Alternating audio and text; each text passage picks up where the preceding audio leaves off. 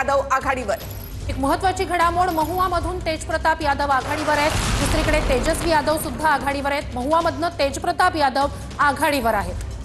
तर आरजेडीमधून बाहेर पडून तेजप्रताप यादव यांनी आपला नवा पक्ष स्थापन केलाय। राघोपूरमधून तेजस्वी यादव हे सुद्धा आघाडीवर आहेत। एनडीए आता 8 आणि महाआघाडी 4, महाआघाडी पिछाडीवर पडलेली आहे। एनडीए पेक्षा एनडीए 8 आणि महाआघाडी 4, जेएसपी 1 आणि इतरांना 1। राघोपूरमधूून तेजस्वी यादव आघाडीवर आहेत। आत्ताच्या क्षणीची महत्त्वाची घडामोड, राघोपूर म्हणजे भाजप 7 जागांवर आघाडीवर आहे, तर जेडीयू एका जागेवर आघाडीवर। बेगुसरायच्या तेगडामधून भाजप उमेदवार आघाडीवर आहे। भाजपचे उमेदवार जे आहेत बेगुसराय तेगडामधून ते आघाडीवर आहेत। तर मधेपुरामधून आरजेडी आघाडीवर आहे। तर मधेपुरातला आरजेडीचा उमेदवार आघाडीवर आहे।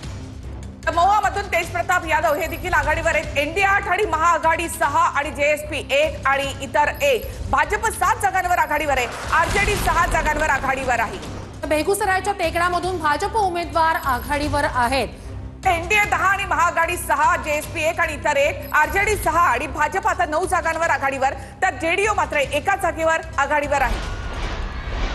तर आता सध्याचे हे कल आपण पाहतोय। एनडीए कलांमध्ये 10 जागांवर आघाडीवर, चपरामधून आरजेडीचे खेसारीलाल यादव आघाडीवर आहेत। चपरामधून खेसारीलाल यादव हे आघाडीवर आहेत। आरजेडीचे खेसारीलाल यादव आघाडीवर।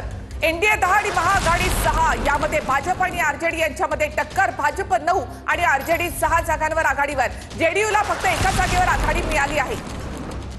तर आता भाजप 9 आणि आरजेडी 8 जागांवर आघाडीवर। खरी टक्कर ही भाजप आणि आरजेडी मध्येच आहे। भाजप 11 आणि आरजेडी 8 जागांवर आघाडीवर। जेडीयू आतापर्यंत फक्त एका जागेवर आघाडीवर आहे। तर कल जे आहेत ते क्षणाक्षणाला बदलत आहेत। सध्या 12 जागांवर एनडीएची आघाडी आहे, तर महाआघाडी 8 जागांवर आघाडीवर आहे आणि जेएसपी एका जागेवर आघाडीवर आहे। दुसरीकडे त्या ठिकाणचे मतदारसंघानुसार सुद्धा कल आपण तुम्हाला दाखवतो। नक्कीच भाजप 11 आणि जेडीयू एका जागेवर आघाडीवर आहे। आरजेडी 8 जागांवर आघाडीवर आहे। काँग्रेसनं अद्याप खातंही उघडलेलं नाही, तर प्रशांत किशोर यांच्या परड्यात 1 जागा मिळते। एका जागेवर प्रशांत किशोर यांचा उमेदवार आघाडीवर आहे। तर एनडीएचं पाहायचं झालं तर 12 जागांवर एनडीए आघाडीवर आहे, त्यात भाजप 11 आणि जेडीयू 1 जागेवर। तारापूर मतदारसंघामधून भाजपचे सम्राट चौधरी आघाडीवर आहेत। पहिल्यांदा 15 वर्षांमध्ये पहिल्यांदा निवडणूक लढवत आहेत आणि सम्राट चौधरी या ठिकाणी आघाडीवर।